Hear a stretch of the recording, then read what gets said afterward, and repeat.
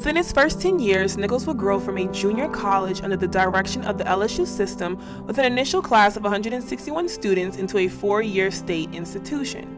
Certainly, there was much to be done during that time to convert former sugarcane and rice fields along Bayou Lafourche into a real college campus.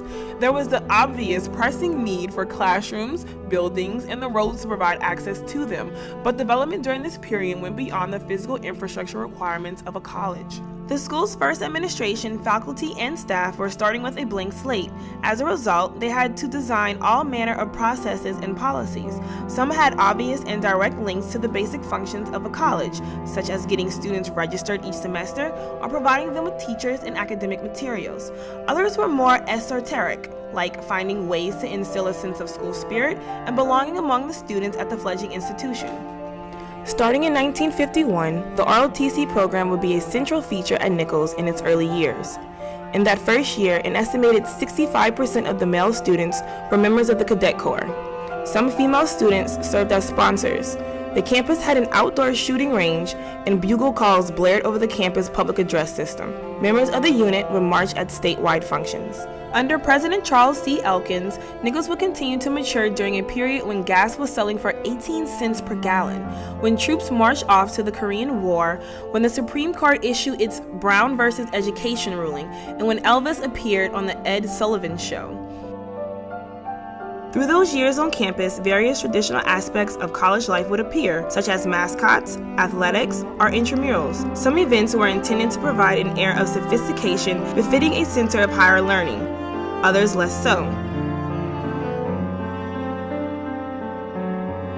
By 1958, Nicholls was ready for its first group of 4-year graduates.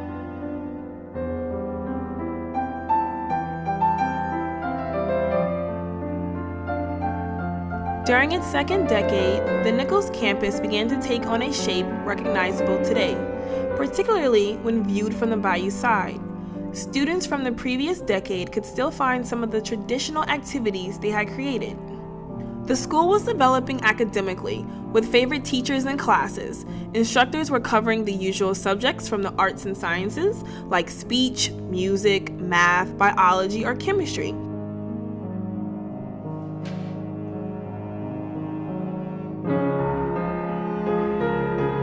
There were also areas of study with more practical daily application, but there were already subtle changes in the educational technology found at Nicholls. Lecture rooms were being replaced with functioning workspaces. Recorded sound and images were becoming important teaching tools. Early computers were also arriving on campus. There were challenges. There were national tragedies, such as the assassinations of John F. Kennedy and Martin Luther King. There were setbacks at Nicholls as well. But the trend was generally upward, with students developing a full-fledged system of self-governance, electing officers for various posts based on a 2-party voting system. Overcoming hurdles had been a core value at Nicholls from the beginning. In 1948, it had become the first post-secondary school in the state to provide free bus transportation. Other schools would follow suit. The practice continued until 1963. Nicholls was ready for the next step: campus housing, though sometimes the school had to be creative to provide it. Students were also adding dimension to their extracurricular activities.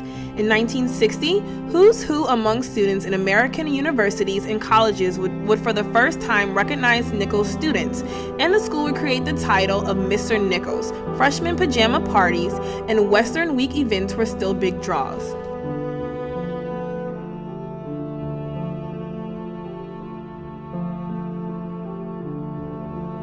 Nicholls would celebrate a significant milestone, its 25th anniversary. Under the direction of its second president, Dr. Vernon F. Galliano, the school, which had achieved university status in 1970, celebrated the occasion with a host of events. By the 1970s, athletics had evolved significantly. There were marquee college sports like football, baseball, and basketball, but there were others, like golf. There were also health and PE courses and intramural events for those with an athletic inclination. And while the dress and hairstyles of students had changed quite a bit since the early days of school, Pirogue Races were still widely popular.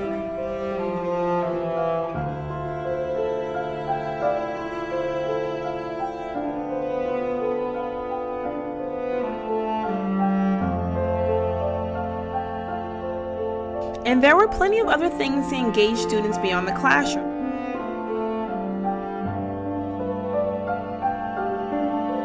Fraternities had arrived at Nicholls in 1966 when a colony of Phi Kappa Theta was established on campus. By the mid-1970s, there were more than 10 fraternities and sororities at Nicholls. There were also an interfraternity council and a Panhellenic council. The Nicholls Players and Theater Department provides students with the opportunity to take part in elaborate stage productions of musicals and dramas. The 1970s were a turbulent time. The voting age dropped from 21 to 18. President Richard Nixon was forced to resign. Those associated with Nicholls could take comfort in the familiar landmarks like arena registration, homecoming events, or Western Week activities.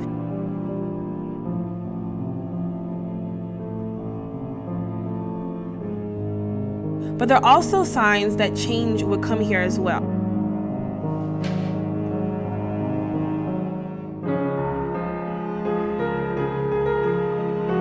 Nicholls was a hotspot in the 1980s. During this period, major musical groups at the height of their success would tour the country performing on college campuses.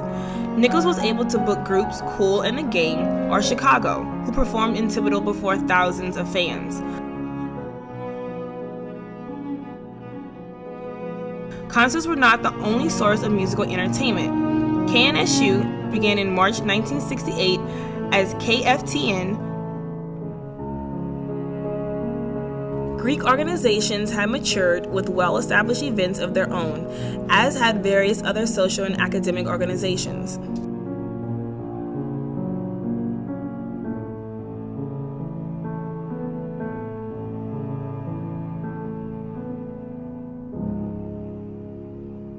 Students in the 1980s could benefit from the construction projects completed during the 1970s, including the Ayo Swimming Pool, Ellender Memorial Library, and Guidry Stadium, as well as from extracurricular pastimes established by previous classes.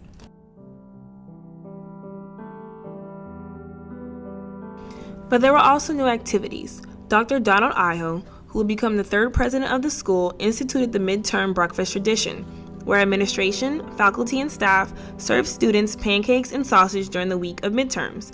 There were new sports teams on campus as well, some of them amassing impressive records of success.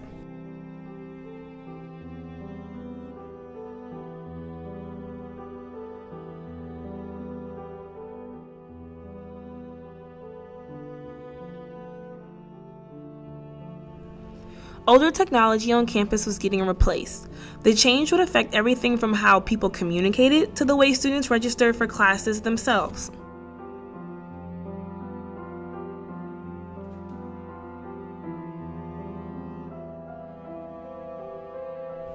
In the following decade would hit its next big milestone, its 50th anniversary. Once again, there would be much to celebrate. Nicholls had matured as a center of higher learning. It had made a commitment to national, specialized accreditation for academic programs. During the period, all programs on campus for which there were established accreditation had earned the distinction. It had developed widely respected programs in biology and the College of Business Administration. Both received widespread acclaim. Biology, Business Administration each offered advanced degrees.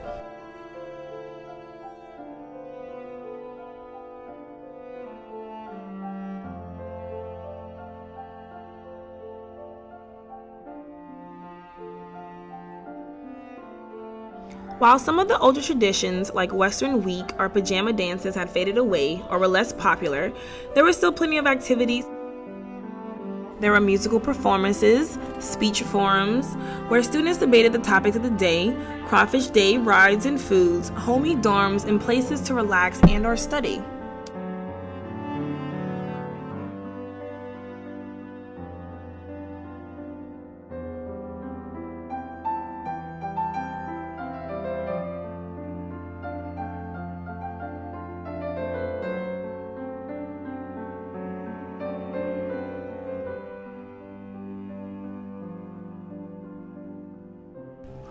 There were challenges and the need to improve some aspects of the infrastructure, but in light what some students and faculty were dealing with on the world side, these seemed minor.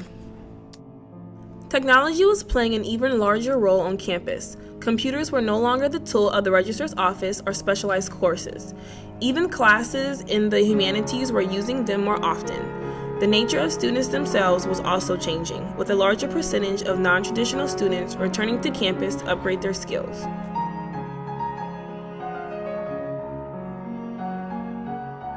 While the campus was still young in many ways, there was much that needed to be done to upgrade facilities. Nicholls launched a campaign to construct new buildings and get rid of those which outlived their usefulness. There was also the need to construct facilities for programs which had not been in place in the past.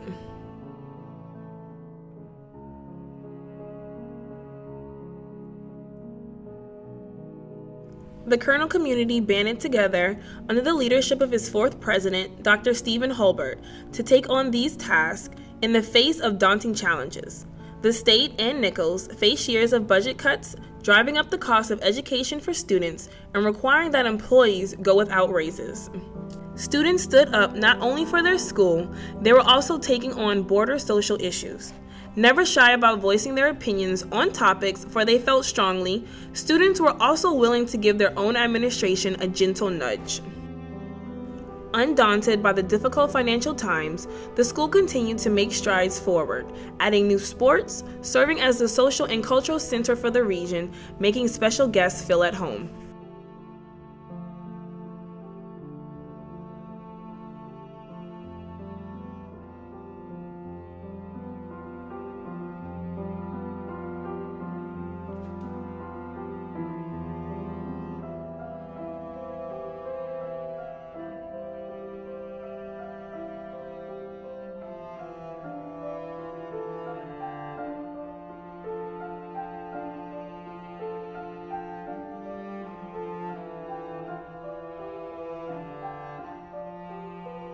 The community took the time to recognize those who had given so much. It developed new special events and celebrated success from the classroom to the sports fields.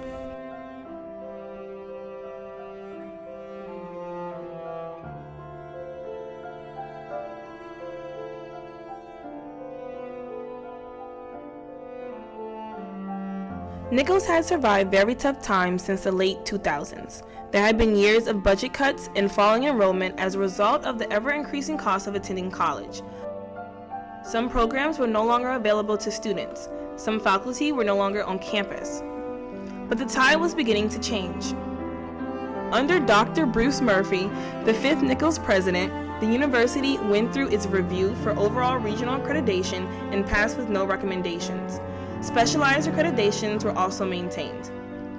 Thanks in large measure to various QEP initiatives, Nicholls saw its retention rates continue to improve.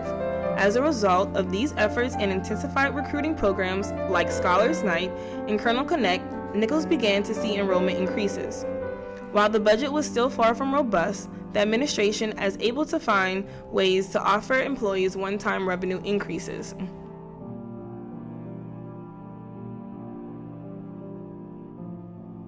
The school also began to see a return to success on the athletic fields. New academic programs were being added to the catalog.